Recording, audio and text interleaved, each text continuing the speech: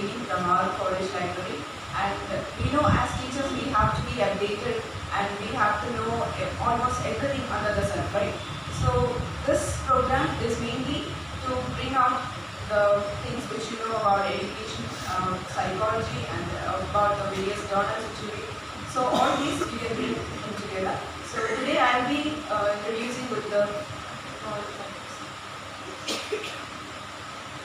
So I have brought about 5 books. So the first one is Psychology of Dreams.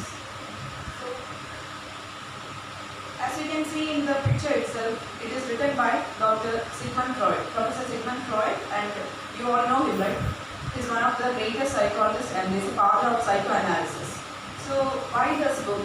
This book, first of all, was recommended to us during our first semester by our faculty, Dr. R.P. And another reason is that we all have dreams, right? We all keep dreaming from our childhood itself. There will be some dreams which are lucid, some will be very clear and vivid. And we will be always wondering about what they mean or what is why did we dream like that. So about all this, first of all, I was always fascinated by psychology and neuroscience, and because of this, I was always attracted to this kind of books. So when I saw this book at first and after the recommendation by a faculty, I felt like really into this book. And Dr. Sigmund Freud, he is actually a very good psychoanalyst, and he has written beautifully about. First of all, this is actually translated by another person in the N.V.K.S.D. and it is an English translation here. So there is a beautiful description about the various kinds of dreams which you have and why you see such kinds of dreams. And moreover, there are so many case studies also. So we as a teacher, we should be knowing about the psychology of dreams, and overall it is also written in that book that the dreams are actually a phase of the sometimes it can be an abusive childhood, or sometimes it can be the traumas in our childhood, or there can be so many reasons for the dreams which we see in our later life. So all these things are introduced in this book, and I will recommend you to really read this book and see it. And as you can see, it is there in the rack 10B, part 3. You can find it in the library, but right now it is in my hands, so you won't be getting that now. And the next book. So next one is Sleep and Learning. So I have seen many students like they will be studying for IIT, JEE mains and all, or otherwise NEET exams. So they have this trouble of not at all sleeping. They will be studying continuously. I have the same case in my house itself. Like my sister, she would be studying till 3 o'clock or sometimes even up to 4 or 5. She might not be even sleeping, and because of that she had many problems.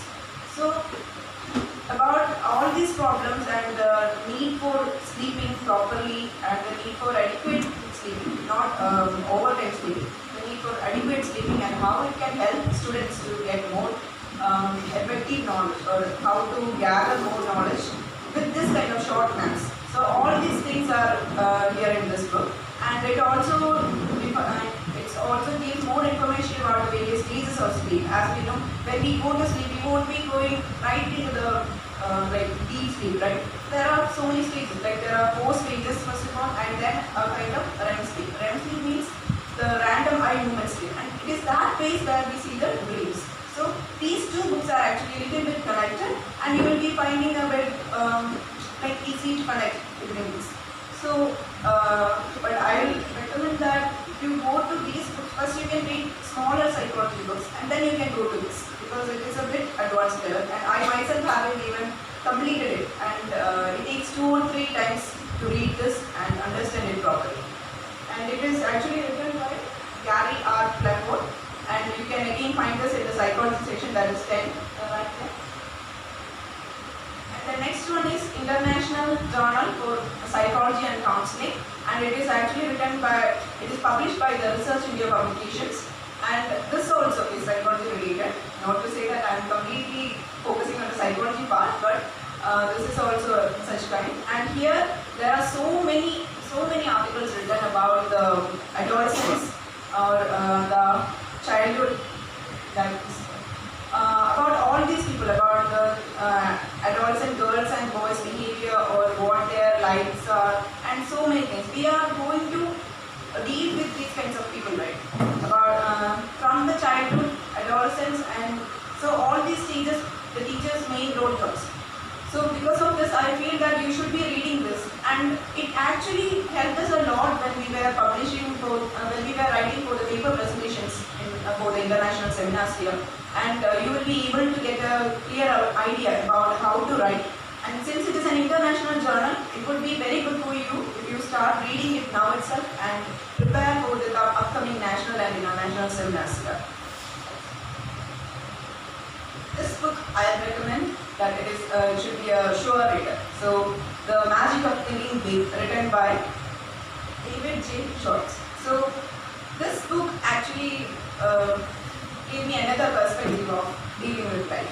Actually, we all know, I have seen many people in here itself that they feel, okay, I lack this confidence, or I'm not sure that I have this kind of leadership, or I don't think that I can lead everyone, or I don't think others will be hearing me or listening.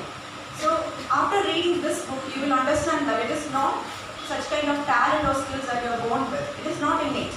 You can actually develop these step by step, and it doesn't take much of your time to read this book because it is very interesting, and you will be able to deal more effectively with people, and you will be more confident with them. And you will also learn the small tricks which the big businessmen or the big people around you have. This book, I found it really interesting, first of all, because I am a big procrastinator. So I always wanted to overcome this procrastination. But the thing is that I read this book, and for reading this book itself, I took it from the library. I had to renew it once or twice because of my procrastination. Because for 2 weeks I was procrastinating of reading this book. And then at last I started reading this book and I completed it. So I'm very much happy for myself for reading this book. And it shows various steps how to overcome your procrastination. And moreover, you know about procrastination, right? You all know what it is. It's the art of delaying everything that you have to do. So it is written by N.V.K.S.D. and this is also another something important to read. And I hope you will be reading all these books and improving your knowledge and sharing India. So like I said in our knowledge nuggets, this is a platform to read, grow, read, share and grow. So you have to read more, share with our students. We cannot experience everything in our life for a single person. So we can share whatever we have and keep growing together. Thank you.